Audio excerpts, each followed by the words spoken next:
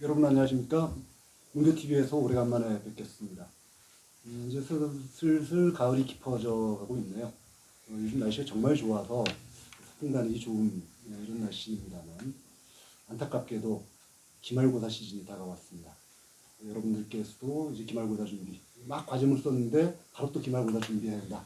굉장히 힘드시긴 하겠습니다만 또 방송에 관심은 한 기말고사를 피해 가실 수는 없습니다. 그래서 오늘 문교TV에서는 기말고사 특집을 마련해 봤습니다. 기말고사 과제는 대충 어떤 식으로 출제가 이루어지는지에 대해서 여러분들께 안내를 드리려고 하는데 여러분들이 공부하시기에 과거에 비해서는 좀 어려운 점이 적지 않으실 겁니다. 문제은행 시스템이라고 하는 것이 만들어지면서 기출 문제들을 제대로 확인할 수가 없는 이런 상황이죠. 또 문제은행 시스템에서는 9개의 서로 다른 문제 유형이 나오고 그 중에 하나의 유형을 여러분들께서 시험을 보시기 때문에 옆 사람하고 나하고도 전혀 다른 문제를 만날 수 있습니다. 그러다 보니까 그 모든 문제에 대해서 일일이 다 설명드린다는 것은 사실 쉽지 않은 문제인데요. 오늘 이 시간에는 개별 문제에 대해서 일일이 소개를 시켜드린다기보다는 전반적으로 이런 유형의 문제가 나온다. 또는 과정으로 준비하기 위해서는 이러이러한 점에 주의를 하시는 것이 좋겠다라는 식으로 진행을 하도록 하겠습니다. 일단 오늘 좀 시간이 많이 소요될 것 같기 때문에 각 선생님들별로 선생님이 담당하시는 과목들을 소개하다 보면 좀 혼란스러울 수도 있을 것 같아요. 그래서 학년별로 나눠서 진행하도록 하겠습니다. 가장 먼저 이제 1학년 과목인데 제가 또 1학년 과목을 담당하고 있기 때문에 저부터 시작하도록 할까요? 제가 지금 기말고사를 출제한 과목은 독서의 즐거움이라는 과목입니다. 아마 많은 분들이 독서의 괴로움으로 생각하는 것이 텐데 특히 독서의 즐거움 같은 경우에 아주 다양한 분야들을 포괄하고 있다 보니까 여러분들께서 어려운 점을 느끼시는 이런 부분이 없지 않을 것 같습니다. 근데 독서의 즐거움 같은 경우에는 좀 오래되긴 했지만 기출 문제들이 꽤 많이 쌓여 있는 편입니다. 특히 대체 시험 같은 경우에는 기출 문제를 거의 참고하셔도 되고요. 2부의 경우에도 한 2챕터를 제외한 나머지 챕터는 과거와 비슷한 내용들로 이루어져 있기 때문에 그 부분을 과거의 기출 문제를 참고하셔도 될 것 같고요. 문제는 2부에 있는 한 2-3개 챕터와 3부의 내용인데요. 3부의 내용, 그래서 2부의 이 새로운 이 내용과 관련해서 제가 어떤 문제를 냈는지 같은 것들을 잠깐 소개시켜 드린다면, 이를테면 철학과 관련해서는 다음 중 서양 철학의 역사를 다룬 책들 가운데 전형적인 독일인의 시선을 담고 있는 책은 뭐냐, 이런 식의 문제가 있죠. 그럼 서양 중대 철학자 중에서 신학대전을 쓴 아주 위대한 철학자는 또 누구냐 같이 책의 제목 또는 인물, 사상가 이런 사람들을 찾는 그런 문제들을 냈고요. 동양 철학과 관련해서는 이를테면 다음 사학에 맞서 대응한 것으로 한국 철학사에서 전통의 우리를 규명하고 근대적 주체를 환기시켰던 운동, 이게 뭐냐라는 식입니다.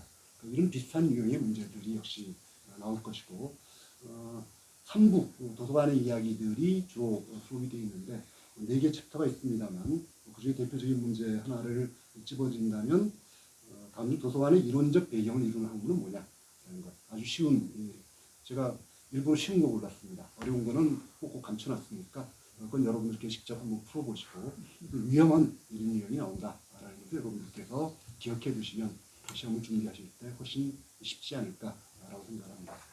예, 제가 맡은 1학년 과목은 여기까지고요. 그 다음에 여러 과목들이 있는데 먼저 인간과 과학에 대해서 교수님께서 잠깐 말씀해 주시겠습니다. 인간과 과학은 우리 문화경영학과뿐만이 아니고 거의 모든 학과에서 듣는 과목이죠. 그래서 그 많은 학생들이 그 인간과 과학을 듣고 있고, 인간과 과학은 사실은 몇 년 전만 해도 상당히 어려운 과목으로 낙인 찍혀 있었는데 지금은 상당히 어렵진 않지만 또 쉽지도 않은 중간 정도의 그 난이도를 가진 과목으로 되어 있습니다. 여러분 중에서는 인간과 과학을 굉장히 어려운 과목으로 생각하는 분도 있지만, 그렇지만 어렵든 쉽든 한번 공부를 해놓으시면 나중에 상당한 도움이 될 수가 있을 것이다 라는 게 제 말이 아니고 저 졸업하시는 분들의 말씀입니다. 아까도 이제 그 졸업하시는 분들이 여러 분 오셔서 저한테 그런 말씀을 하시더라고요. 인간과 과학 상당히 도움이 많이 된다. 그런데 공부할 때는 굉장히 어려웠다. 나중에 보니까 그렇지만 여러 가지 문제들을 또는 뭐 세상 일을 이해하는데 도움이 된다는 걸 느꼈다.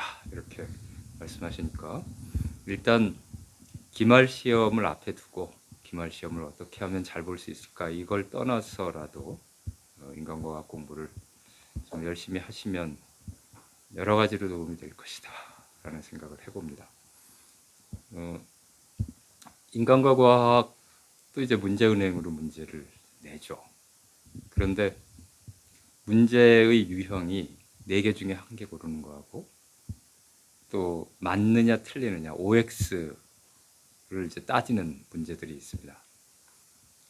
학생들이 근데 이상하게 저는 OX 문제가 상당히 쉽다고 생각을 하는데 OX 문제가 대단히 어렵다는 그런 의견을 가진 분들이 있어요. 꽤 많은 것 같습니다. 이게 그 착시 현상이라고 말할 수가 있는데 확률적으로도 OX 문제가 훨씬 더 쉬운 거죠. 그러니까 둘 중에 하나 고르는 건데 맞냐 틀리냐 확률이 50%란 말이죠. 그러니까 맞을 확률이 50%. 4개 중에 하나 고르는 거는 맞을 확률이 25%로 돼 있어요. 항상 제가 학생들한테 그 듣는 얘기는 문제 우리가 이제 기말 시험도 문제가 그 35문제가 나오는 게 있고 25문제가 나오는 게 있는데 25문제보다는 35문제를 푸는 게 훨씬 더 낫다라는 말씀을 하세요.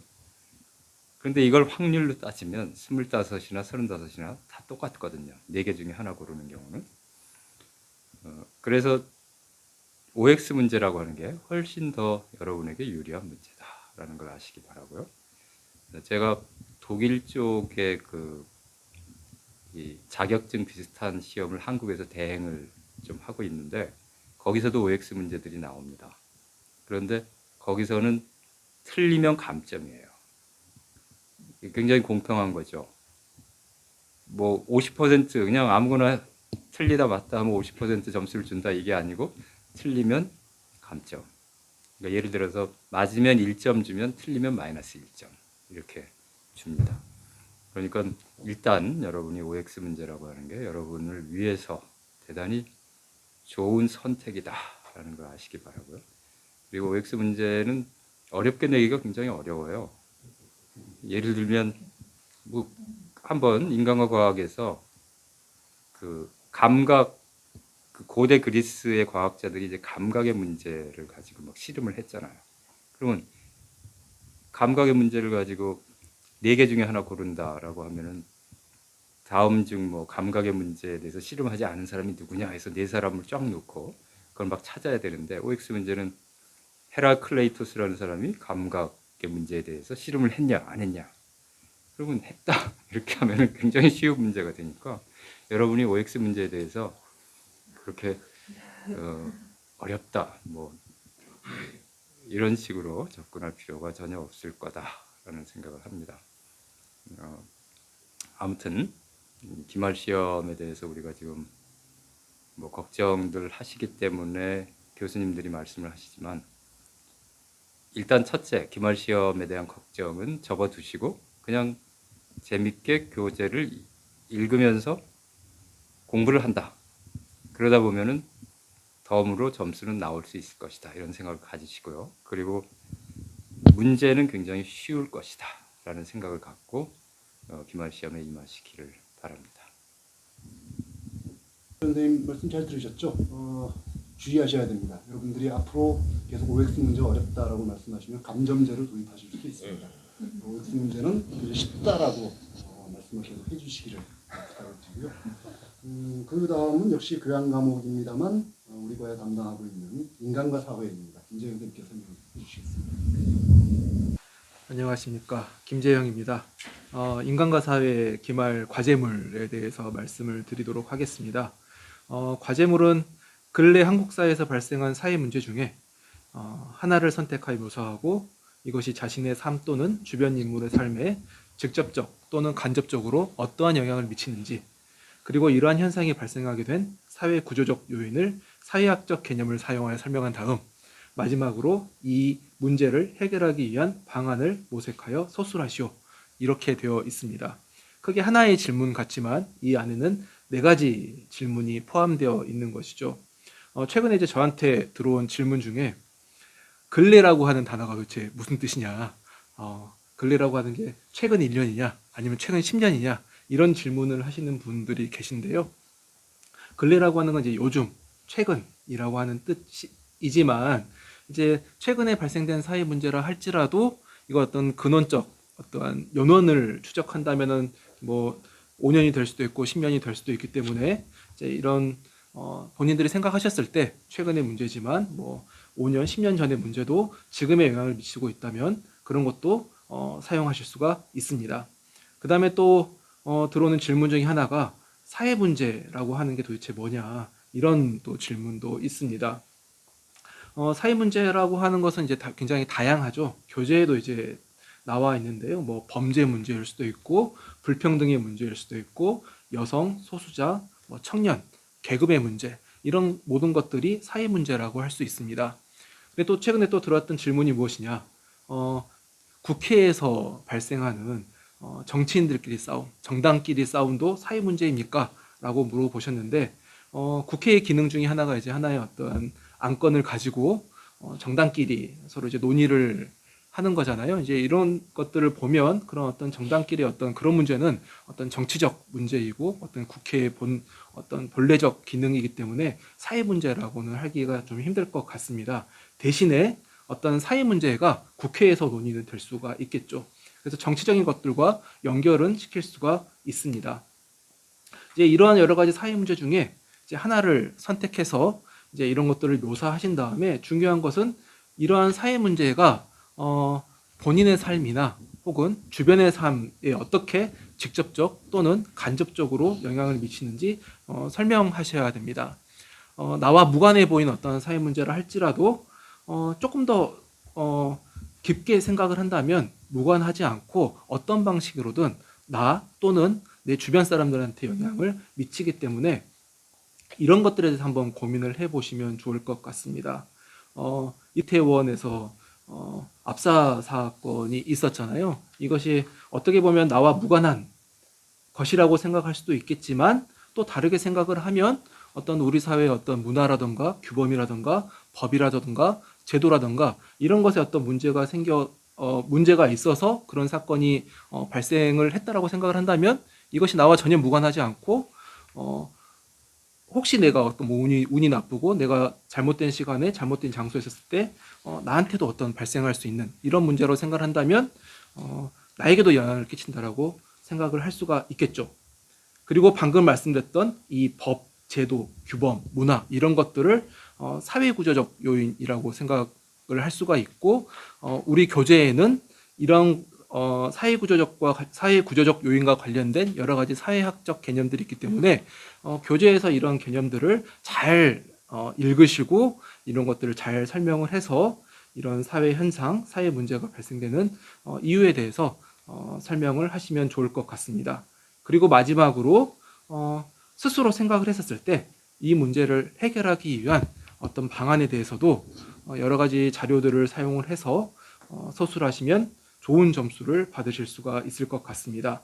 중요한 것은 이제 이런 어떤 내용 외에도 외적인 부분인데요. 이제 분량, 내장 내외라고 되어 있는데 내장 내외를 꼭 지켜주시고 또 하나는 반복적으로 말씀드리는 이야기지만 표절은 절대로 하시면 안 된다. 이제 이런 말씀을 꼭 드리고 싶습니다. 일단은 가장 중요한 것은 과제물은 제출하는 것이기 때문에 반드시 정해진 시간에 꼭 과제물을 제출하시기 바랍니다. 네, 이상입니다. 하나의 과제에 무려 4개의 내용을 담으시다니 가혹하시군요. 그런데 4페이지를 쓰셔야 되니까 4쪽을 쓰셔야 되니까 뭐 하나의 한쪽 정도로 배정하신다면 쉬운 측면도 있을 것 같습니다. 그 다음에 또 한 과목이 더 있는데 한국사회 이해입니다. 근데 갑자기 남기현 선생님께서 코로나와 관련된 이런 사안이 생기셔서 참석을 못하셨습니다. 그래서 한국사 이해와 관련해서는 추후에 보충해서 추가하도록 하겠습니다. 1학년은 여기까지고요. 2학년인데 2학년의 첫 번째 과목은 인물로 본 문화입니다. 이혜령 선생님께서 설명해 주시겠습니다.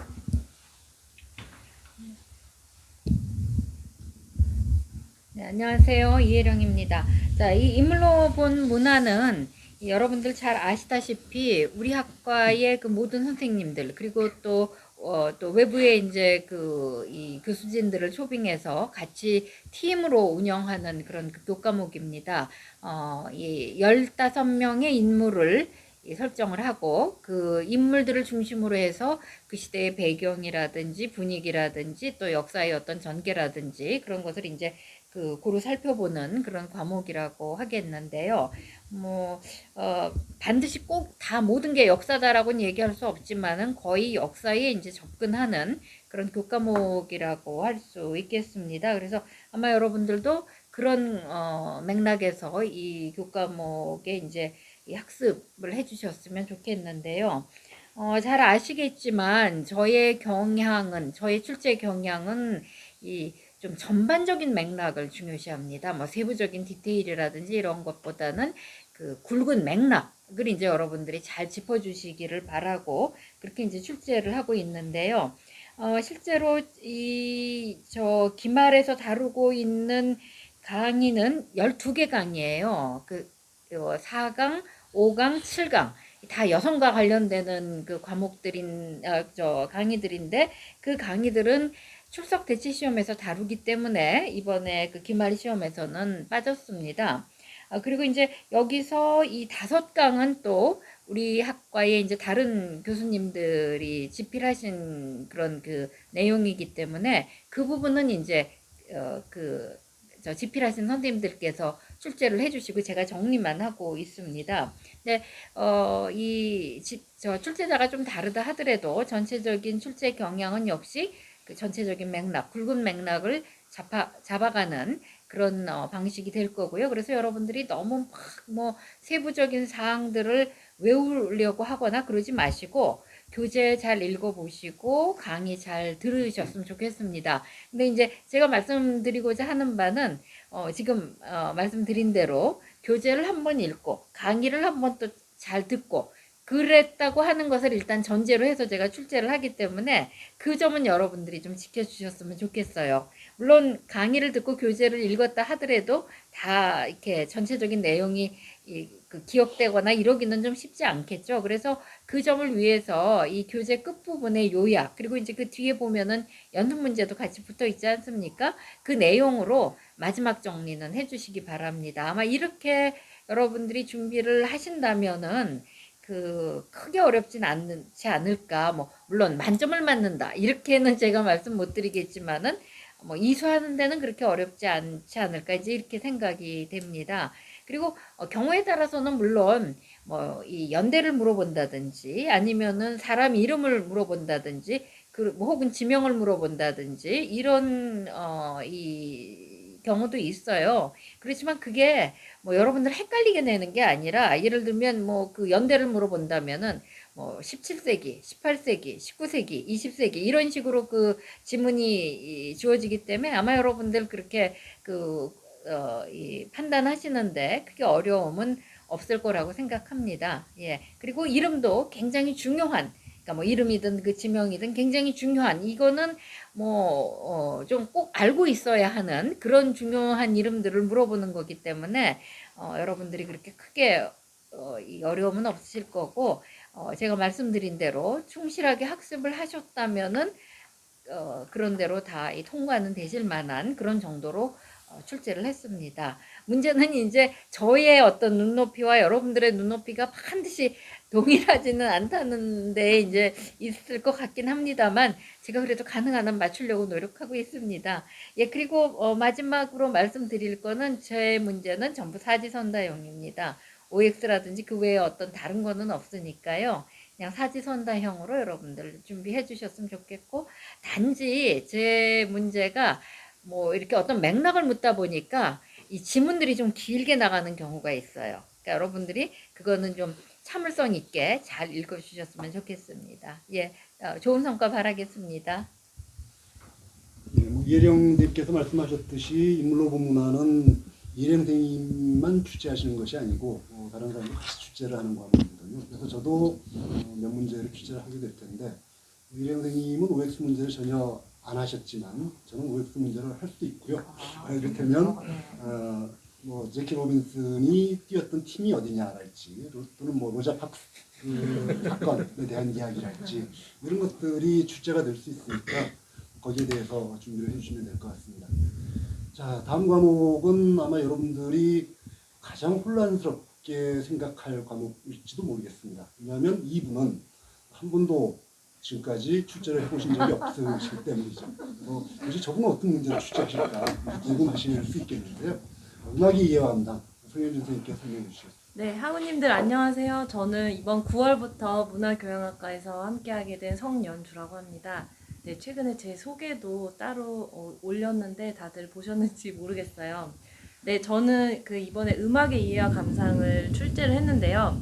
출제를 하면서 제가 전체적으로 좀 주안점을 뒀던 것은 이게 음악에 대한 전공자가 되시려는 분도 물론 계시겠지만 교양으로서 음악을 공부하는 거기 때문에 너무 디테일한 어떤 전공 지식에 대한 문제보다는 전체적인 음악에 대한 맥락을 이해할 수 있는 내용으로 구성하려고 많이 고민을 했습니다.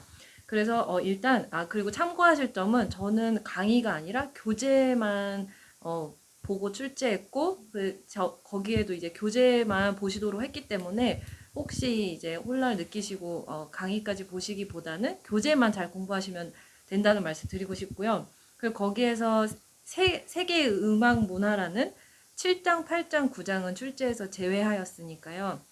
혹시라도 그 부분까지 공부하시는 일은 없으시기를 바라겠습니다. 그리고 문제 유형에 대해 말씀드리면 저는 OX 문제를 조금 내기는 했는데 거의 다 저도 사지선다형으로 냈습니다. 그리고 학우님들께서 어렵게 느끼실 수도 있겠는데 주로 이런 식이에요. 다음 중 드뷔시의 음악에 대한 설명으로 적절한 것은 무엇인가? 아니면 적절하지 않은 것은 무엇인가?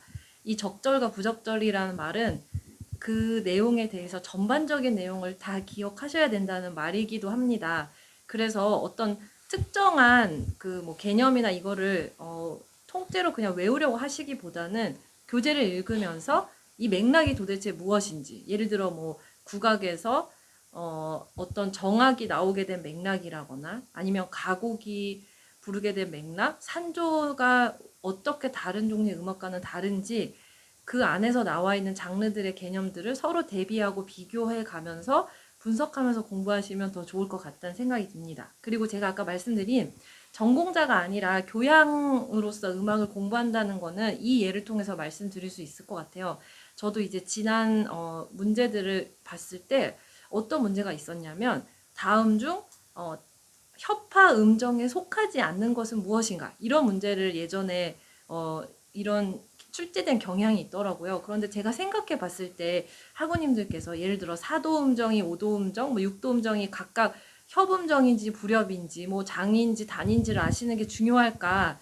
그런 건 중요한 정보가 아닐 것 같아서 그런 문제 냈지 않았고, 그렇지만 똑같이 음정에 대한 걸 할지라도 재즈에 대해서는 재즈가 이제 불협화 음정을 자유롭게 사용을 하죠. 그래서 이제 클래식 음악과 상당히 대비가 되는 것으로 많이 설명이 되어 있는데, 그런 점에서는 그러니까 협파와 불협화 음정이 뭔지 아실 필요는 없지만 재즈가 불협화 음정 또는 즉흥 음악 아니면 리듬을 자유롭게 사용하면서 재즈 음악이 더 발전했다는 걸 아는 건 굉장히 그 음악을 이해하는 데 있어서 중요한 정보이기 때문에 이런 부분에서 음정에 대한 이야기가 나옵니다. 그래서 학우님들이 이제 판단하실 수 있는 건 하나의 챕터를 개별적인 것으로 이해하시기보다는 계속 이제 역사가 이어지잖아요. 그러니까 그 전 챕터에서 소개되었던 음악과 이 챕터에서 소개된 음악이 역사의 흐름에 따라서 어떻게 변화하고 있는지 그 차이를 파악해 보시면 좋을 것 같습니다. 그리고 마지막으로 저는 어떤 그 시대의 작곡가가 누구인지에 대한 문제도 꽤 출제를 했는데,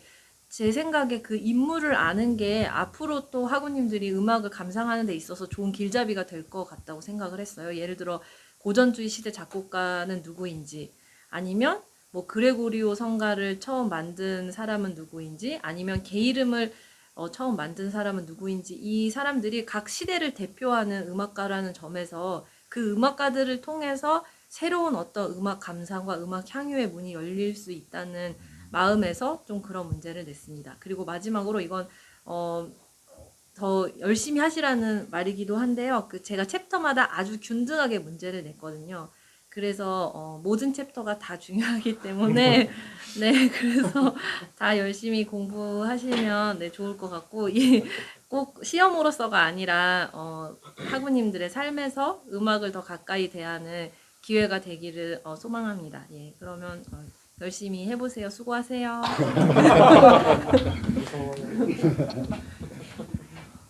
계속 할까요? 네. 지금 서현주 선생님께서 예로 들어주신 내용들을 저는 하나도 모르겠네요. 교양으로서 음악을 좀 더 열심히 공부해야 될 것 같은데, 여러분들께서 공부 열심히 하셨으니까 다 알고 계시는 내용이시죠? 예, 서현주 선생님 감사드리고요. 그 다음에 역시 굉장히 어려운 과목이지만 또 굉장히 재미있는 문제를 많이 내주신다고 또 정평이 나 있는 이준석 선생님의 철학의 이해에 대해서 들어보도록 하겠습니다. 이번에 2학년 교양 철학의 이해 출제를 제가 어제 밤에 마쳤습니다. 저도 이제 균등하게 이렇게 1강부터 15강까지 냈고, 제가 전제하고 있는 수험생의 상태는 이겁니다. 강의를 이번 학기에 새로 다 찍었습니다. 강의를 잘 들으시고 거기서 얻은 이해를 바탕으로 교재를 1회 혹은 많게는 2회 이렇게 잘 보셨고, 또 워크북으로 정리를 하면서 문제를 풀어보신 분들에 한해서 이분들이 무리 없이 이제 문제를 풀 수 있도록 그렇게 생각을 하고 냈는데, 제 마음이 실제 출제에서 얼마나 잘 전달이 됐는지 잘 모르겠습니다. 실제로 우리 철학의 이해가 굉장히 어려운 과목이에요. 그냥 우리 문화교양학과 모든 과목들이 사실 그렇죠. 무슨 뭐의 이해, 뭐뭐에 이르는 길, 뭐뭐 산책인데 사실 그렇게 말랑말랑하지가 않습니다. 산책이라고 되어 있는 거는 거의 등반에 가깝고, 뭐뭐에 이르는 길도 그게 포장이 된 길은 아니에요. 그래서 철학의 이해도 마찬가지입니다. 굉장히 고된 이해인데, 이게 학문이 성립된 그 역사가 어떤 학문보다도 길고, 그 다음에 굉장히 결정적인 그런 가장 근본적인 논의들이 계속 펼쳐지는 장이다 보니까 쉽게 설명하고 알아듣기에 어떤 한계가 있는 건 분명합니다. 철학엔 참 여러 가지 많은 분야들이 있는데, 우리 교재의 특성이란 게 그렇습니다. 이제 우리 보통 크게 4가지 분야로 나누죠. 존재론, 인식론, 가치론, 논리학, 이렇게 4가지로 나누는데, 그 중에 존재론, 인식론, 논리학 부분은 이제 13, 14, 15장에 하나씩 돼 있고, 나머지 부분들은 이제 동양 철학 하나를 뺀다면 대부분은 가치론의 문제들이에요. 사회 철학, 문화 철학, 정치 철학, 미학, 이런 문제들이 쭉 펼쳐져 있죠. 그런 부분들은 비교적 쉽습니다. 비교적 쉽고, 이제 여러분들이 내용을 이해하는데 크게 어려움이 없는데, 그 중에 이제 중간중간 던져지는 철학자들에게 말들과 주요 내용들이 교재에는 사실 상세한 설명이 없어서 그게 좀 문제예요. 저는 이번에 강의를 찍으면서 그 부분들을 중심으로 여러분들의 이해를 돕기 위해서 애를 썼습니다. 예를 들어서 플라톤의 이데아 이런 것들도 우리가 얘기를 많이 듣지만 사실 그게 뭔지 딱 알아차리기가 쉽지가 않거든요. 그 다음에 뭐 칸트 같은 경우는 더 악랄하죠. 예를 들어서 뭐 선험적 종합 판단이 어떻게 가능한가, 이 질문을 모르면은 칸트의 인식론 자체를 우리가 알 수가 없는데, 그거를 또 이제 강의에서 많이 설명을 했고, 또 베르크손의 뭐 엘랑 비탈이라든가 듀일의 지속 이런 개념들 설명하기 위해서 많이 노력을 기울였습니다. 그런 부분들을 강의를 통해서 먼저 들으시고 이해를 하신 다음에 교재를 읽으시면은 장애물들이 많이 치워질 거라고 생각을 합니다. 그리고 이제 여러분들 제일 어려워하시는 부분이 사실은 논리학 부분이에요. 우리 13장인데 거기서 이제 연역과 귀납의 문제들 여러분들 잘 공부하시길 바랍니다. 특히 이제 연역의 논증들이 어떤 건 타당하고 타당치 않고, 귀납의 논증에는 왜 타당성 문제나 필연성 문제가 들어갈 수 없는가, 좋고 나쁨으로만 어떻게 구별이 되는가 이런 것들도 잘 알아보시면 좋을 겁니다. 또 이제 타당한 논증과 건전한 논증은 어떤 차이가 있는가, 어떤 오류들이 있는가, 우리는 왜 논리가 아닌 심리에 굴복하는가 이런 것들을 좀 잘 보시면은 훨씬 도움이 많이 될 겁니다.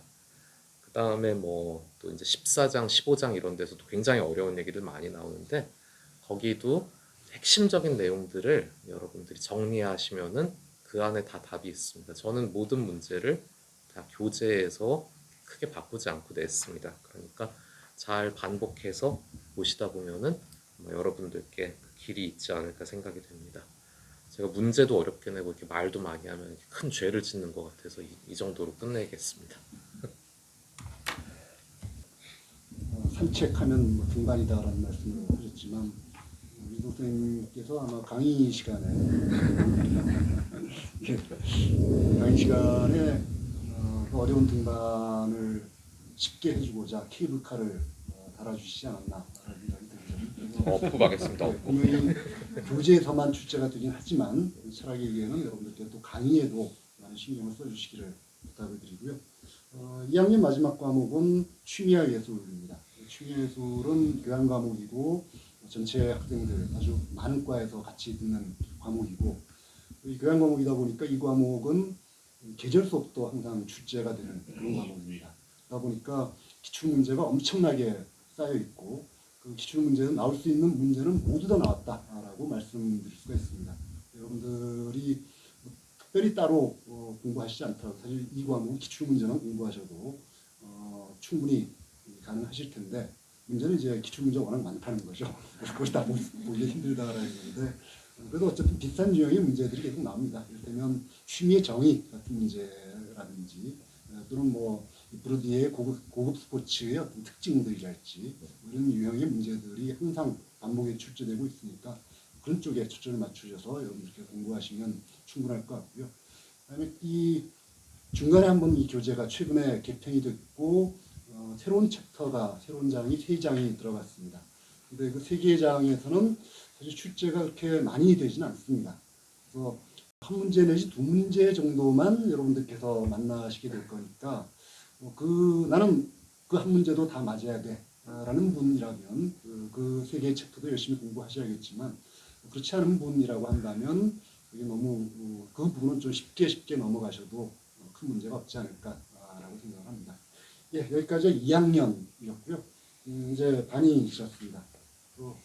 1학년 분들 지루하시면 이제 퇴장하셔도 될 것 같고요. 3, 4학년 분들 오래 기다리셨습니다. 3학년 수업을 본격적으로 시작하도록 하겠습니다. 근데 3학년 수업에서 남재 선생님 과목이 전통사회, 생활문화, 근대화, 동대항 2개나 있어서 이 부분은 나중에 다시 추가를 해야 될 것 같고요. 역시 또 이필현 선생님 과목입니다. 생명과학과 인간의 미래 설명해 주시겠습니다. 예, 생명과학과 인간의 미래 3학년 2학기 과목이죠. 생명과학과 인간의 미래는 사실은 여러분께 좀 죄송스럽다는 말씀을 드려야 되는데 교재가 2015년에 개발이 돼서 상당히 오래됐습니다. 그리고 강의도 꽤 오래 우리가 이제 3년에 한 번씩 찍게 돼 있는데 3년이 아니고 지금 한 5, 6년 정도 전에 한 것 같아요.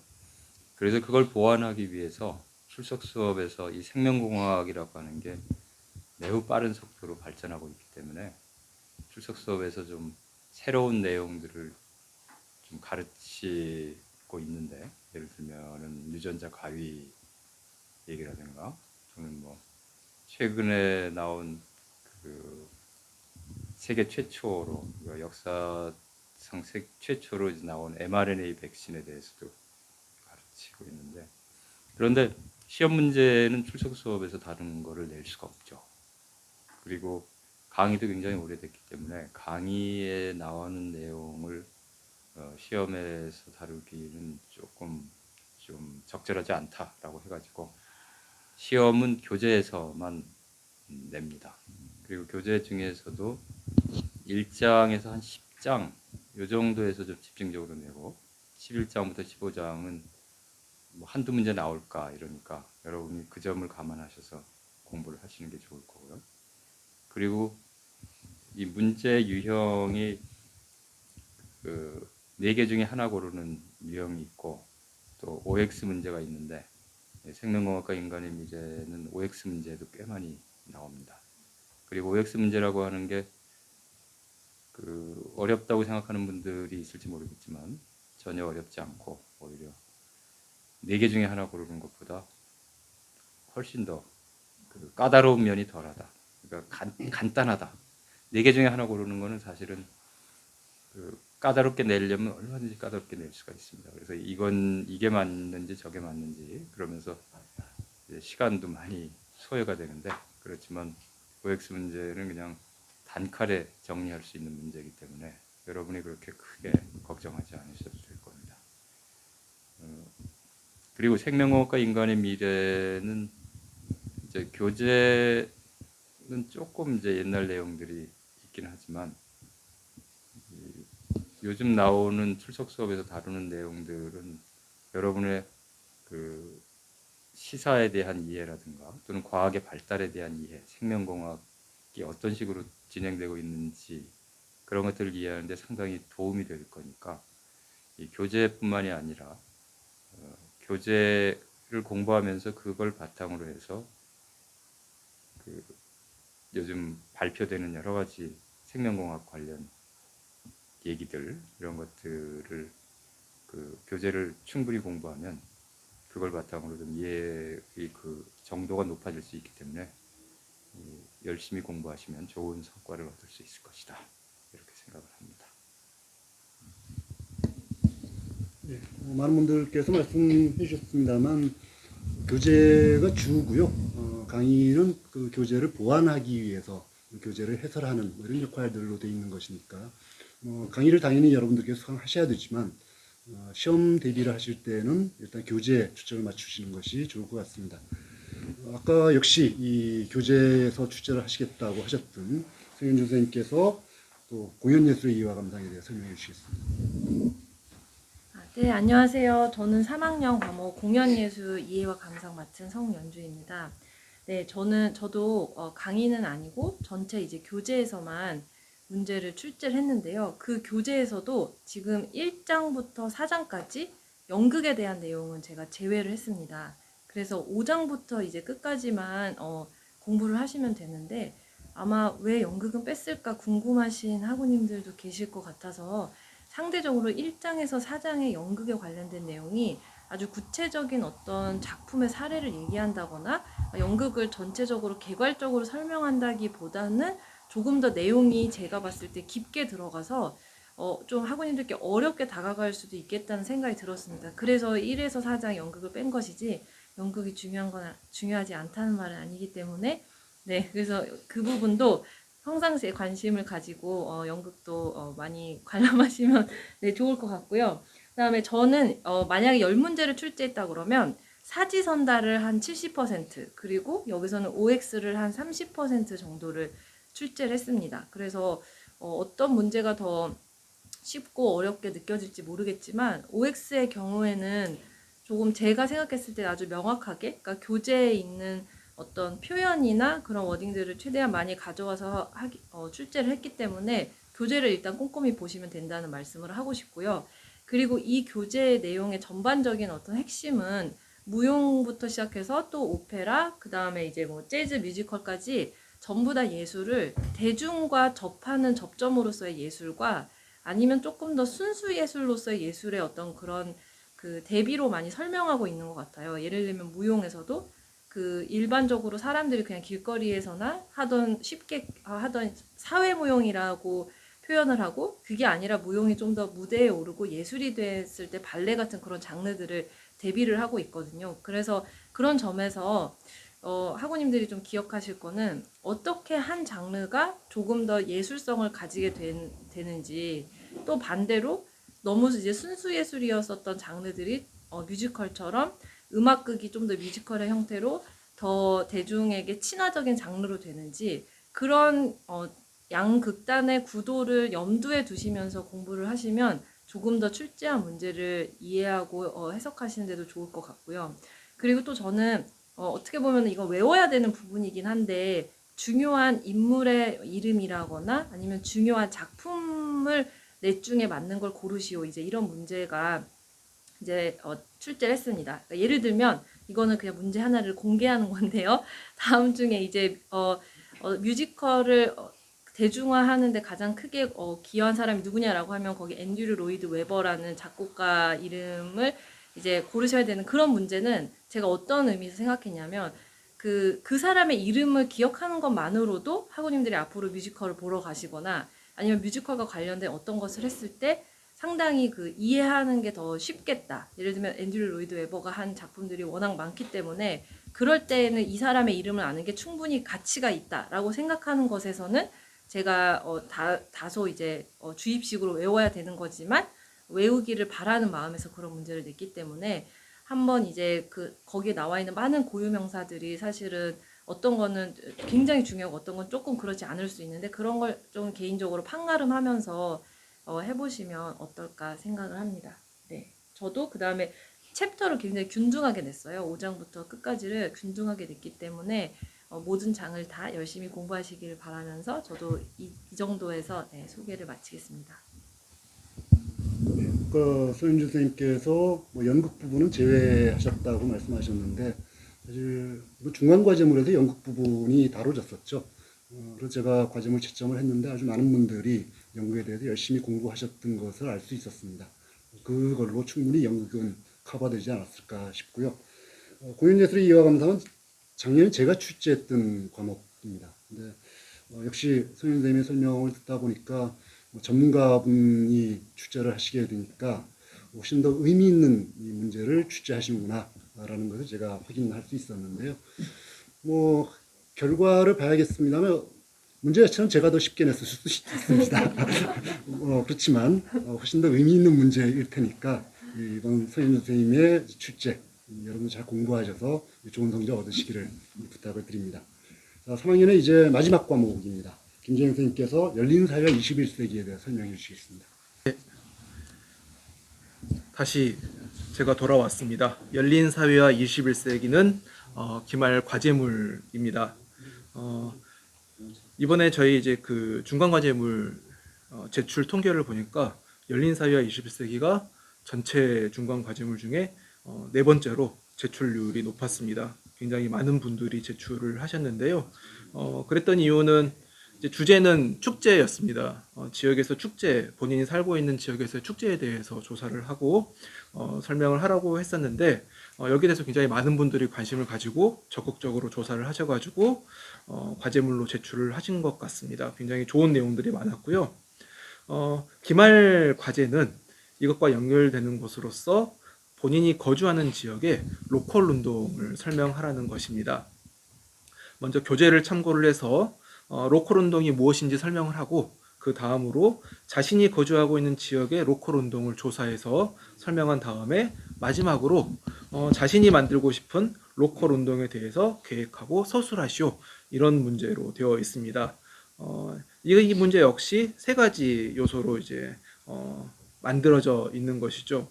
열린 사회와 21세기는 기본적으로 도시 혹은 가지 지역에서 사람들이 개인으로 사는 것이 아니라 다른 사람들과 관계를 맺고 그 다음에 공동체를 만들고 또는 마을을 만들면서 어떻게 잘 살아갈 수 같이 잘 살아갈 수 있을 것인가 이런 것들을 고민하는 교과목입니다. 하지만 이제 그냥 이 공동체라든가 마을이 지속되는 것은 아니죠. 여러 가지 사람들의 많은 노력들이 필요한데 그 중에 하나가 로컬 푸드 운동이라고 할 수 있습니다. 이제 로컬 푸드 운동이 무엇인지는 교재 5장을 보시면 아주 잘 설명이 되어 있으니까 교재 5장을 참고하셔서 로컬 푸드 운동이 무엇인지 먼저 설명을 하시고 다음으로 자신이 거주하고 있는 지역에 어떤 로컬 푸드 운동이 있는지 조사를 하시는 게 중요합니다. 지자체에서 로컬 푸드 운동을 할 수도 있고 협동조합을 만들어서 하는 경우도 있고요. 여러 가지 형태가 있기 때문에 조사를 잘 하시는 게 중요한 것 같습니다. 어떤 학우님은 이런 질문을 해 주셨습니다. 본인은 이제 서울 지역 학생인데 현재 거주지는 전남이다.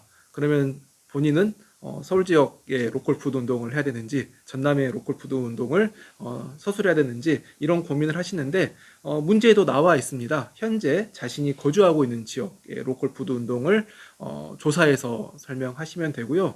또 어떤 분은 이런 질문을 해주셨습니다.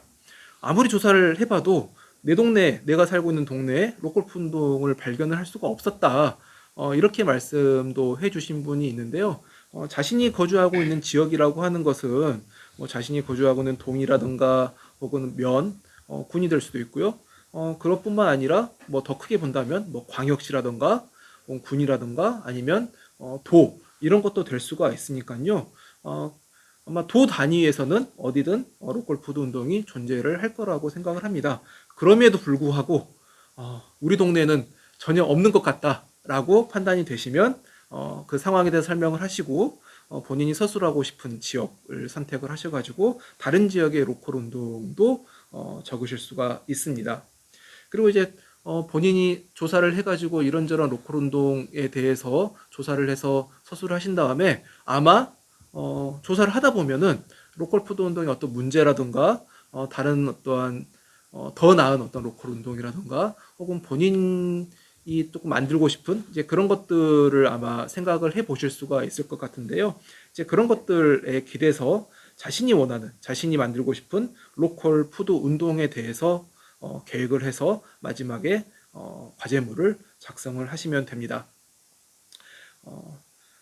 여튼 아마 그 중간 과제물도 굉장히 잘 쓰셨기 때문에 기말 과제물도 잘 쓰실 것이라고 생각을 하고 이거는 이제 저희 전공 과목이기 때문에 표절하신 분은 제가 거의 발견을 못했기 때문에 아마 기말 과제물도 중간 과제물과 같이 잘 서술해서 제출을 하시면 좋은 결과가 있을 것이라고 생각을 합니다.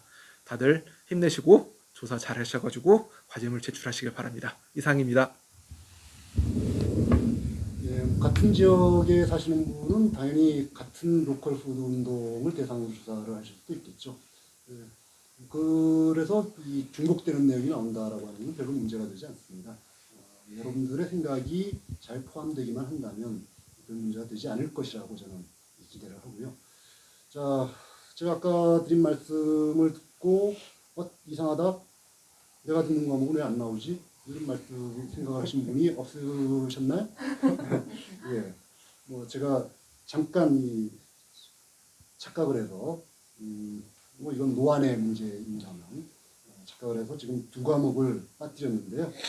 한 과목은 근대화 동대항이고 또 한 과목은 동양철학 산책입니다. 근대화 동대항에 대해서 이혜령 선생님께서 설명해 주시죠. 대화와 동서양 3학년 2학기 과목인데요. 이게 전체적으로 이름을 다시 한번 얘기해 본다면, 다르게 얘기해 본다면, 서양 근대사 내지는 동양 근대사 이렇게도 얘기할 수 있을 것 같아요. 근데 여러분들 어떻게 그렇게 많은 내용이 들어갈 수 있을까 생각하시겠지만 실제로 좀 내용이 많습니다. 그러니까 동서양의 근대사를 이제 다루는 과목이라고 하겠는데요. 그렇다고 해서 모든 내용을 다 다루지는 않고요.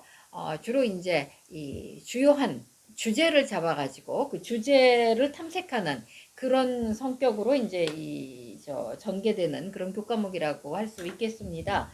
그래서 보면은 서양에서는 영국, 프랑스, 독일, 또 미국, 러시아, 스웨덴 그렇게 6나라를 다루고 있고요. 그 다음에 이제 동양에서는 중국과 일본 그렇게 이제 동아시아 쪽만 다루고 있습니다. 그리고 그 나라들을 다루면서도 다 얘기할 수 없으니까 이 주제를 주제를 이제 선정해서 얘기를 하는데 그 주제는 지금 현대 이 사회에서 뭔가 그야말로 그 시사를 줄 수 있는 현대 사회에 대해서 시사를 줄 수 있는 그리고 현대 사회를 살아가면서 뭔가 질문을 던져볼 만한 그런 그 주제들로 이 선택을 해가지고 설정을 해서 이제 얘기를 하는 그런 그 교과목이라고 하겠습니다. 그리고 이제 우리가 교재도 있고 강의도 있는데 사실 제가 다루고 있는 과목은 교재하고 강의 내용이 별로 다르지 않습니다. 거의 같고 단지 이제 교재 내용을 조금 강의해서 간추려서 정리해 드린다고 그렇게 생각하시면 되니까요. 여러분들 물론 그러니까 막 교재만 봐도 돼, 강의만 들어도 돼, 이렇게 생각하진 마시고요. 일단 한번 교재를 먼저 보시고 강의를 들으시든지 아니면 강의를 들으시고 또 이제 교재를 보면서 좀 이렇게 내용을 또 이 전체적으로 이제 이 파악을 하시든지 두 가지는 좀 다 해주셨으면 좋겠어요. 제가 그 여러분들이 교재와 강의를 다 들었다고 하는 것을, 그러니까 교재를 읽고 강의를 들었다고 하는 걸 전제로 해서 역시 출제를 하고요. 그다음에 이제 워낙 내용이 좀 많고 그러니까 그 정리는 교재 그 뒷부분에 있는 본 교재 그 뒷부분에 있는 요약과 연습 문제로 다시 정리를 하시면 됩니다. 그리고 역시 출제 경향은 제 모든 그 교과목의 출제 경향이 그러하듯이 전체적인 맥락을 파악하는 것, 그 굵은 맥락을 파악하는 걸로 이 출제를 하고요. 그다음에 그 하셨는지 그 여부를 확인하는 걸로 이제 제가 출제를 하고, 그리고 이제 정말 꼭 기억하실 어떤 뭐 연대라든지 인물이라든지 나라라든지 하는 그 경우는 또 이렇게 또 직접 묻기도 합니다. 예. 그리고 이제 그 이 맥락을 아무래도 여러분들에게 질문을 하다 보니까 지문이 길어요. 그래서 그거를 주의 깊게 참을성 있게 잘 읽어보셔야 하는데, 그건 역시 여러분들이 평소에 교재를 얼마만큼 정독했느냐에 따라서 그 얼마나 그 지문의 내용을 쉽게 빨리 이해할 수 있겠냐, 그게 이제 판가름이 난다고 할 수 있겠습니다. 그리고 또 역시 OX라든지 뭐 이런 거 절대로 전 안 내고요. 모두 다 사지선다형으로 문제를 내고 있습니다. 그래서 제 교과목은 그런 것 같아요. 제가 말씀드린 대로 교재와 강의를 잘 소화했느냐, 그러지 않았느냐에 따라 가지고 이 시험이 쉽게 생각될 수도 있고 어렵게 생각될 수도 있습니다. 그래서 이제 굉장히 뭐 제 시험, 제 교과목의 시험이 어렵다 이렇게 얘기하시는 분들도 계시는데, 또 이제 다른 분들 중에는 어렵지 않았다, 선생님이 하라고 하는 대로 하니까 쉽게 다 이렇게 잘 이해하고 도움도 많이 받고 그랬다라는 그런 얘기를 이제 했습니다. 그리고 또 하나는요, 여러분들이 이 현대 세계에 대해서 얼마나 관심을 많이 갖고 계시냐, 또 현대 세계의 어떤 국제적인 움직임이라든지 또 여러 가지 일어나고 있는 사건이라든지 그런 것에 대해서 평소에 관심을 갖고 뭐 신문도 많이 읽어보시고 또 뭐 여러 가지 방송도 들으시고 책도 읽으시고 그런 분들이라면 좀 더 이 과목에 대해서 쉽게 접근을 하실 수 있으리라고 생각을 합니다. 네, 이 정도로 해서 마치겠습니다. 사실 형성평가가 도입됐기 때문에 이제 강의를 또 수강한다는 것이 거의 필수적인 것이 됐죠. 여러분들이 이 강의 그 교재만 보는 것과 또 강의를 듣는 것은 좀 다른 맛이 있습니다. 강의를 들으면 저희 얼굴도 확인할 수가 있고 또 저 사람의 목소리가 과연 좋은지 나쁜지 살펴볼 수 있고, 특히 제 강의를 여러분들께서 수강하시면 수면 효과가 있기 때문에요. 주무실 때 아주 효과적이다라는 말씀을 또 드리고 싶습니다. 예, 3학년 마지막 과목이 아까 이준호 선생님께서 산책이라고 써놓고 등반인 그 내용입니다. 동양철학 산책인데 진보성 선생님께서 얼마나 등반을 쉽게 해주실지 한번 확인해 보도록 하겠습니다. 예, 안녕하세요. 동양철학 산책을 맡고 있는 진부성입니다. 아까 이준석 선생님 말씀하셨지만 그 동양철학 산책이란 제목이 낚여서 산책을 나왔다가 지금 오프로드로 막 끌려다니고 하셨을 겁니다. 일단은 그 제가 좀 길잡이를 좀 해드려야 되는데요.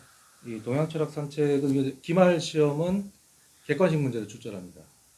그리고 의심 문제가 출제가 되는데요. 여기서 이제 아까도 다른 선생님들께서도 이제 말씀하셨지만 OX 문제가 몇 문제 들어갑니다. 근데 한 5문제, 6문제 정도 출제를 할까 생각하고 있습니다. 그래서 OX 문제는 뭐 크게 어렵지는 않을 겁니다. 왜냐하면 어떻게 보면은 상식선에서 문제들이 좀 나올 수가 있거든요. 예전 그런 식으로 출제를 해서 그런 부분은 어떻게 보면 보너스 문제로 가져올 수도 있겠다. 그런 생각도 제가 들기도 합니다. 전체 중에서 한 지금 12명 정도의 철학자, 동양 철학자를 이제 다루고 있습니다. 근데 이 교재 지금 동양철학 산책 2021년에 개편이 됐는데요. 2016년에 쓰여졌던 내용들이 대부분 많이 담겨 있습니다. 그렇기 때문에 사실 기출 문제는 많이 축적이 되어 있다고 하겠죠. 예. 근데 제가 이제 이번에 최근에 이번에 기말고사로 50문제를 출제하면서는 기존의 이제 기출 문제하고는 좀 다른 맥락의 문제들도 출제했습니다. 좀 힌트를 드리자면은 이제 그 워크북에 있는 연습 문제를 한번 유심히 보시는 것도 어느 정도 도움이 되실 거예요. 예. 12명의 이제 철학자를 다루고 있는데 첫 번째 이제 동양 철학이란 무엇인가 이 부분은요.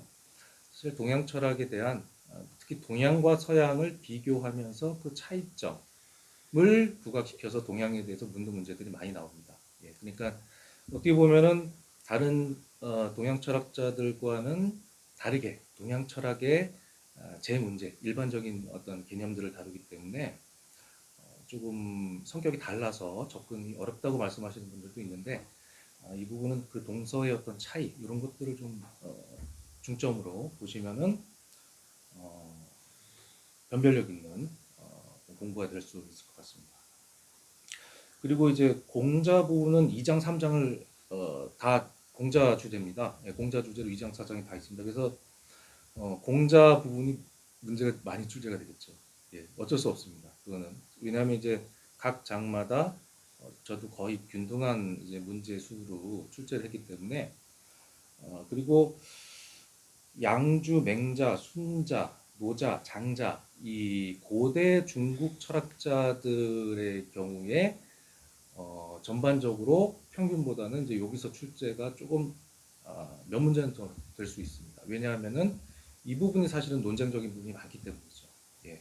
그 뒤쪽으로 가게 되면요, 사실은 이제 어떻게 보면은 약간 좀 독립적인 그런 사상가들을 다루고 있는데 이 고대 중국 고대 철학자들은 사실은 엮어져 있습니다. 그렇기 때문에 이 부분에 대해서는 어떻게 보면 양자를 비교하는 문제 같은 것들도 나올 수 있으니까 그런 부분들도 공부를 하시면서 한번 살펴보셔야 될 겁니다. 예를 들면 이제 뭐 이 교재 자체도 흐름도 그렇게 되어 있거든요.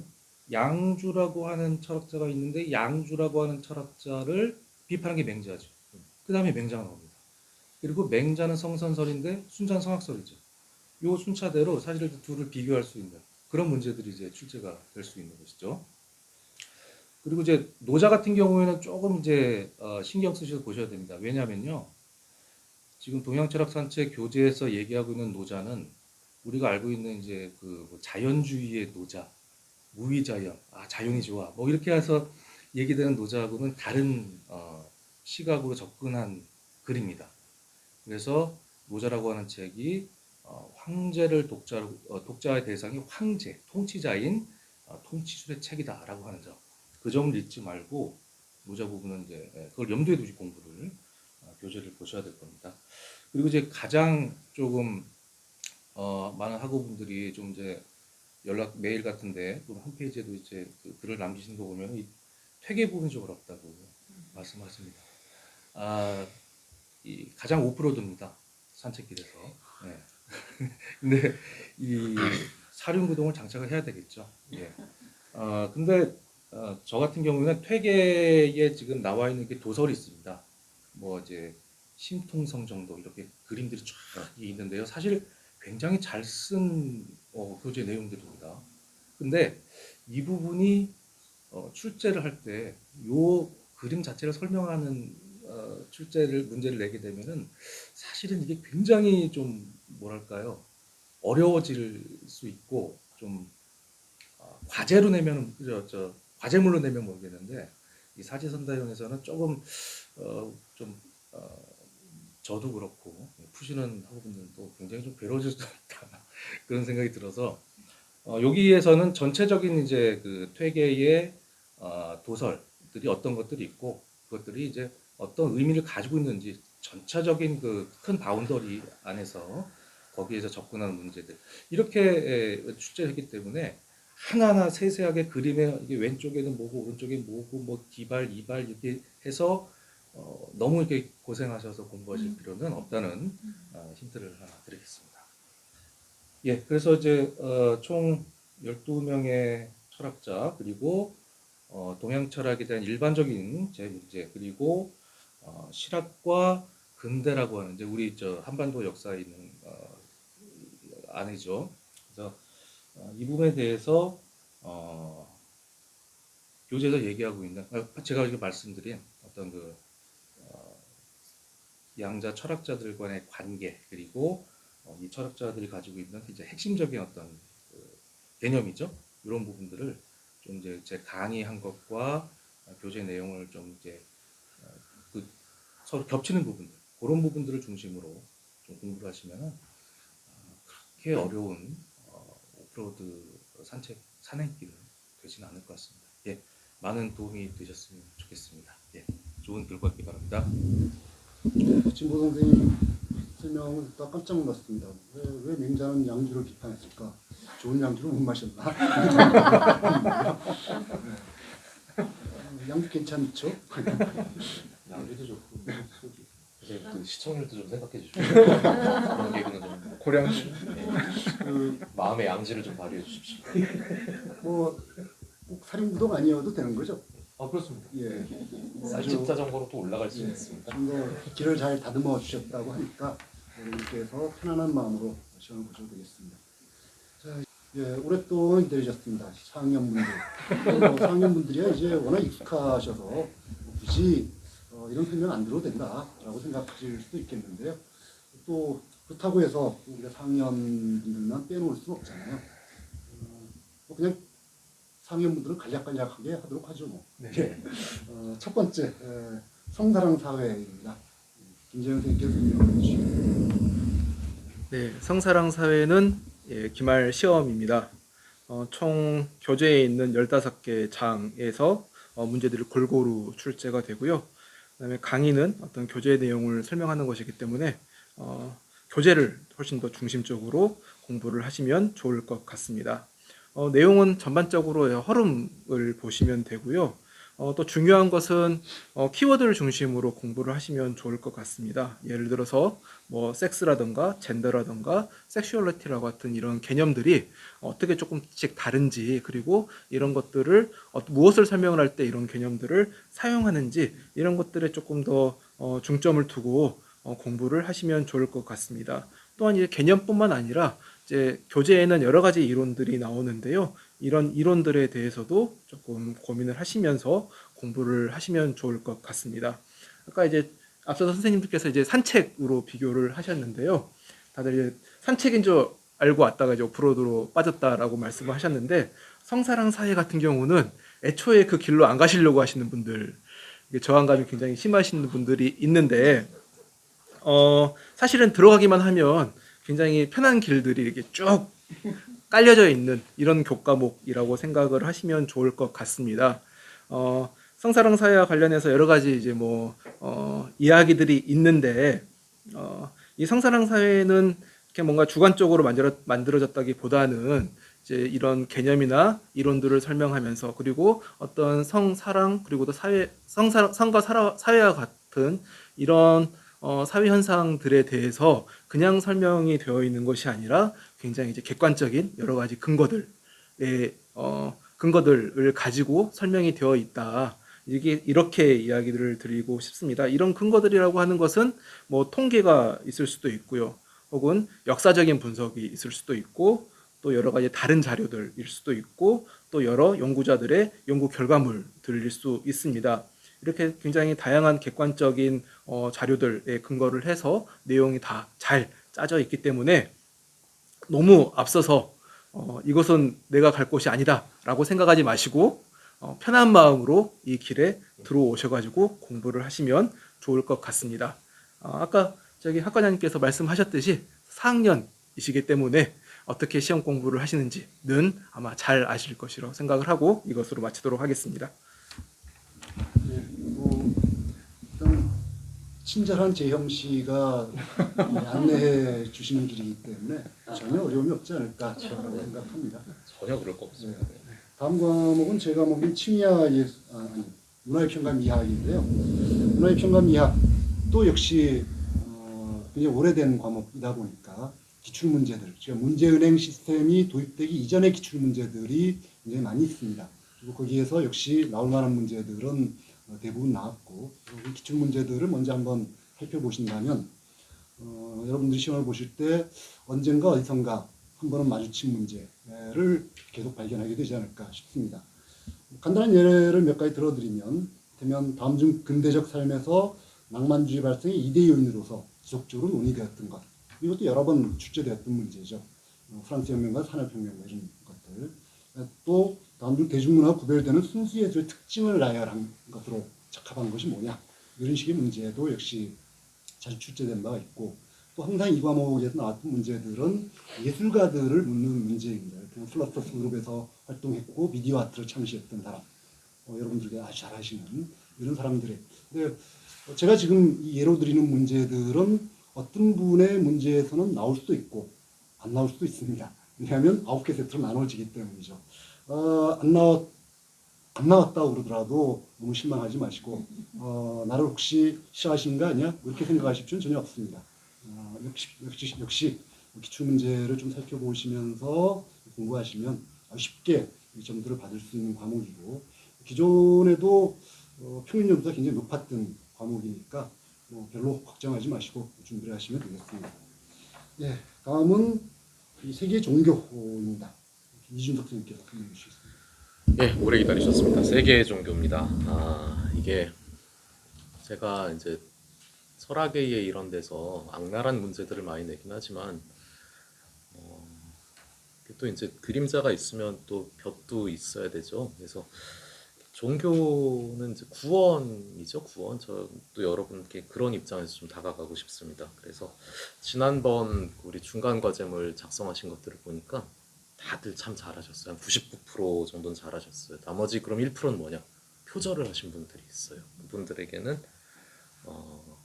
나는 너를 모르노라 하고 이렇게 밀어냅니다. 저는 계속 점수를 드릴 수가 없어요. 그래서 많은 분들이 당신은 교수가 아니다, 교주다 이렇게 말씀하시는 분들도 있고, 그래서 구원을 달라, 출석 수업 말고 부흥회를 열어달라 이런 분들도 계신데, 그런 요구사항은 제가 사절하도록 하겠습니다. 이 세계 종교에서 여러분들 보시면은 문제가 굉장히 쉽게 보일 수도 있어요. 왜냐하면 핵심적인 내용을 정해진 분량 안에 요약하는 겁니다. 그런데 이게 하다 보면 굉장히 괴로울 수가 있습니다. 핵심적인 것과 부차적인 것을 갈라내는 그 능력이라는 건요, 이렇게 집중력 있는 여러 번의 독서를 통해서만 이렇게 이루어질 수가 있거든요. 그래서 핵심적인 내용들을 잘 갖춰서 자기의 문장으로 쓰는 이 일이 아주 쉽진 않을 것입니다. 하지만 잘 된다면 아주 좋은 점수를 얻으실 수 있을 거라고 믿습니다. 이거는 글쓰기 능력을 배양하는데도 굉장히 중요한 일이고요. 또 다른 효과도 노리고 있습니다. 여러 종교들이 소개되잖아요. 근데 우리 대한민국 같은 경우는 이제 종교를 가지고 있는 인구가 그렇지 않은 인구보다 훨씬 많습니다. 아마 여러분들도 각자가 신앙하는 종교가 이미 있는 그런 확률이 굉장히 높을 텐데, 내가 모르는 종교, 내가 신앙하지 않는 종교, 그 다음에 내가 어떤 선입견을 갖고 있었던 다른 종교들의 핵심과 대면하는 일들을 여러분은 과제를 통해서 수행을 하실 겁니다. 그러다 보면은 글을 이렇게 요약하고 이렇게 핵심을 정리하면서 자신이 가지고 있었던 어떤 근거 없는 편견이라든가 다른 종교에 대해서 선입견, 그건 좀 나쁘게 말하자면 맹목이나 아집 이런 것들을 이번 기회에 잘 털어내고 가시기를 제가 부탁드립니다. 그게 이제 남들과 이해하기 힘든 장애물들이 되거든요. 그래서 그런 것들이 거쳐지고 난 다음에야 우리도 나와 다른 존재들, 나와 다른 신앙을 가지고 있는 사람들, 나와 다른 종교를 가지고 있는 사람들을 어떤 색안경을 끼지 않고 볼 수가 있고, 그 사람들도 나를 그렇게 볼 수가 있습니다. 그때 우리가 인문학의 어떤 핵심적인 일이라고 생각하는 서로 편견 없이 이야기를 나눌 수 있는 그런 경지로 들어갈 수 있을 거라고 생각을 합니다. 아마 제가 너무 거창하게 말씀을 드렸는데 세계의 종교가 여러분들께 그런 방편이 되는 그런 공부가 되기를 저는 바라고 있습니다. 이거는 그리고 막 어떤 학우님들은 가끔 착각을 하시는 경우가 있는데, 요거는 신앙을 가르치는 과목이 아니고 종교를 가르치는 과목입니다. 그래서 그 차이가 뭔지는 우리 교재 1강과 강의 1강에 잘 나오니까 그 부분은 여러 번 숙독을 하시고 숙지를 하시고 생각을 해주시는 편이 좋을 거라고 생각을 합니다. 이상입니다. 네, 뭐 이제 슬슬 겨울이 돼가는데 당연히 색안경 벗어야죠. 네, 벗어야죠. 문학영학 뭐 이승 선생님께서 강조해 주셨습니다만 문학영학과에서 항상 강조하는 것이 열린 마음, 열린 태도이고요. 이미 4학년까지 오신 분들, 4학년 2학기까지 오신 분들은 충분히 그런 태도를 갖추시지 않았을까 싶습니다. 그래서 잘 풀어주실 것이라고 믿고요. 드디어 마지막 과목입니다. 제3세계 역사와 문화 한가위 더 있긴 합니다만 혹시 또 남기현 선생님이 나중에 추가해 주실 것이기 때문에 오늘 이 시간에는 마지막 과목으로 제3세계 역사와 문화 예리 선생님께서 설명해 주시겠습니다. 네, 이 제3세계의 역사와 문화는 우리가 흔히 이제 제3세계라고 부르는 지역들, 그래서 구체적으로는 이 동남아시아, 그리고 또 인도, 서아시아, 그리고 라틴 아메리카, 아프리카 이 5지역의 그 역사를 다루는데요. 전체를 다루는 게 아니라 근대 이후의 역사입니다. 좀 다시 풀어서 얘기한다면 서양의 세력이 그쪽 지역으로 이제 진출하기 시작한 이후부터 식민 지배를 거쳐서 그 다음 이제 또 뭐 투쟁을 하고 독립을 하고 또 오늘날에 이르기까지 이 긴 시간에 걸친 그 역사를 다루는 건데요. 그러다 보니까 이 각각 5지역의 특징, 그 5지역도 또 뭐 다 이 동일한 게 아니죠. 또 지역에 따라 그 지역에 이제 여러 국가들이 또 이렇게 분포되어 있으니까요. 그 지역의 다양성과 또 지역의 어떤 그 특징과 그것을 이제 다루면서도 또 동시에 이 서양 세력이 들어와서 어떻게 변하는지, 그 다음에 또 이 지역에 들어온 그 서양의 세력들도 또 다 다르잖아요. 뭐 영국, 프랑스, 또 뭐 러시아, 또 네덜란드, 뭐 여러 그 지역들이 들어오는데 또 혹은 일본도 들어오고요. 그 지역의 어떤 그 이제 들어온 그 서양 세력의 또 특징들은 어떠했는지, 그들의 그 통치 방식은 각각 어떻게 달랐는지, 또 그에 따라서 이제 그 지역의 역사가 어떻게 전개되고 지금 어떤 상황에 처하게 됐는지 이런 걸 이제 다루는 내용이거든요. 그러니까 사실은 굉장히 좀 복잡하고 아주 다양한 내용들이라고 할 수 있겠습니다. 저 개인적으로 보면은 이 강의를 준비하는 게 사실은 제일 힘들다 이런 생각이 들거든요. 그런데 의외로 학생들은 어떻게 얘기를 하시느냐 하면은 저 제3세기 역사 문화 정말 재밌다.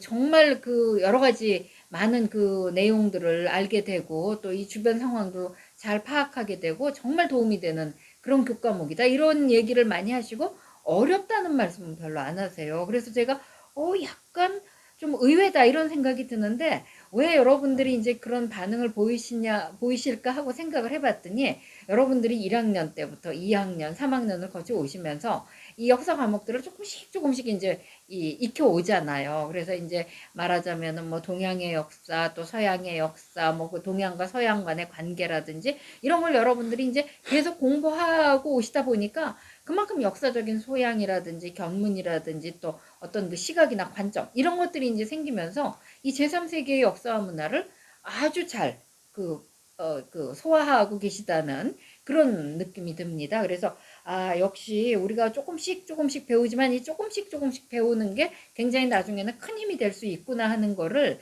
확인하고 또 나름대로 정말 그 보람을 느끼는 그런 교과목이라고 할 수 있겠는데요. 이 제3세계의 역사와 문화를 여러분들이 공부하시는 방식 역시 그 다른 역사 과목들과 다르지 않습니다. 그냥 저의 어떤 그 경향, 어떤 이 가르치는 경향, 출제 경향, 또 생각하는 경향, 그와 이제 동일하게 마찬가지로 전체적인 맥락을 파악하시라는 그런 말씀을 드리고 싶고요. 역시 뭐 이제 그 중요한 사항들은 그래도 체크를 하시면서 어떤 중요한 이름, 중요한 연대, 중요한 어떤 국가의 뭐 혹은 그 중요한 지명 이런 것들은 이제 여러분들이 또 확인하시면서 이 공부를 하셨으면 하기 바랍니다. 그리고 뭐 이 앞에서 말씀도 많이 들으셨고 또 이미 4학년쯤 되셨으니까 제가 구체적으로는 뭐 더 길게는 얘기 안 하겠는데요. 특히 이번에 이제 그 중간 과제물로 제가 여러분들께 무슨 뭐 특별히 탐색해야 하는 주제를 낸 게 아니라 이 제3세계를 어떤 그 공부하는 이유라든지 또 여러분들의 어떤 관점이라든지 이런 것들을 이 과제로 제가 여러분들에게 제시를 했었어요. 그래서 아마 여러분들이 중간 과제를 하시면서 이 제3세계의 역사와 문화에 대해서 어느 정도 교재도 좀 읽으시고 감도 좀 잡으셨으리라고 생각을 합니다. 그래서 그 잡으신 감을 바탕으로 해가지고 성실하게 공부하신다면은 또 역시 좋은 성과를 거두시리라고 생각을 하고요. 네, 이 과목 잘 소화하셔서 이 문화교양학과에서의 학창생활 유종의 미를 거두셨으면 하는 바람입니다. 감사합니다. 예, 사실 뭐 다 알아야 되긴 하지만 굳이 또 알아야 된다면 제3세계 역사와 문화를 우리가 더 잘 알아야겠죠. 우리 자신이 제3세계에 속하고 있는 그런 곳이니까요. 여러분들께서 아마 아까 이령 선생님께서는 계속 1학년 때부터 축적해와서 더 재밌어 하신다라는 말씀을 주셨습니다만 다르게 생각하면 이령 선생님께서 그만큼 힘들게 준비하셨기 때문에 듣는 분들은 더 쉽게 들으실 수 있지 않았을까라는 생각도 해봅니다. 예. 이제 벌써 1시간 반이 지났습니다. 한 10분쯤 하는 거 아니야? 라고 생각하고 들어오셨다가 깜짝 놀라신 분들이 없지 않으셨을 것 같은데요. 좀 도움이 되셨습니까? 근데 여기서 다시 한번 강조드릴 것은 이 문화경학과에서 이렇게 여러분들께 시험에 대한 안내도 드리고 하지만 그럼에도 불구하고 중요한 것은 시험 점수는 중요하지 않다라는 것입니다. 여러분들께서 열심히 공부하시기만 하셨다면 점수라고 하는 것은 별로 중요한 의미를 지니는 것이 아니다라는 것인데 그렇게 따지자면 굳이 이 선택을 한다면 저는 객관식 시험보다는 과제물 시험에서 여러분들이 더 좋은 점수를 얻는 것이 바람직하지 않을까라는 생각입니다. 객관식 시험이 그냥 단지 외우는 것의 결과이지만 과제물 시험은 바로 여러분들의 생각을 정리하는 이런 시간이기 때문이죠. 객관식 시험은 기출 문제도 많이 있고 그래서 적당히 준비하셔서 이제는 뭐 칭황평가 덕분에 낙제는 거의 없어졌으니까요. 쉬운 마음으로 준비를 하시고 과제물을 잘 쓰는데 노력을 집중해 주시기를 부탁드립니다. 예, 오랜 시간 동안 고생하셨습니다. 감사합니다. 저희는 여기서 마치고 다음번에 다른 또 특집 프로그램으로 찾아뵙도록 하겠습니다. 안녕히 계십시오.